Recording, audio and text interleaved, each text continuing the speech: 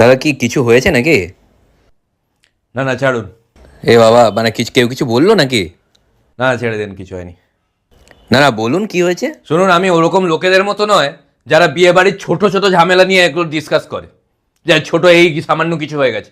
আমি ছোট ছোট জিনিস নিয়ে মাইন্ড করি না, আর অত ছোট লোক আমি নয়। আচ্ছা আচ্ছা। তো শুনুন কি হয়েছে। আরে আমরা 5 জন ওখানে বসেছিলাম, 5 জন ছিলাম। তো বরের যে বাবা, মানে ওর সঙ্গে আমার সম্পর্ক বলতেও লজ্জা লাগছে, ও এসে বাকি 4 জনকে জিজ্ঞেস করলো যে আপনি কেমন আছেন। আপনাকে জিজ্ঞেস করেনি? না, আমাকে জিজ্ঞেস করলো আপনি ভালো আছেন তো। তো এটাতে কি আছে? তো ওদেরকে জিজ্ঞেস করলো আপনি কেমন আছেন, আমাকে জিজ্ঞেস করলো আপনি ভালো আছেন তো। এই পার্সিয়ালিটি কেন? এত বাজে ব্যবহার ওদের। আমি ঢুকলাম, আমাকে বলছে আসুন আসুন, চেয়ার ফাঁকা আছে, বসুন। কে বলবে? আমি যখন মানে পরশুদিন বরযাত্রী যাওয়ার সময় আমি বলছি যে আমি বাসে যেতে পারবো না, আমার একটু প্রবলেম হয়, আমি কারে যাব। এ বাবা, আপনাকে কারে নিয়ে যায়নি?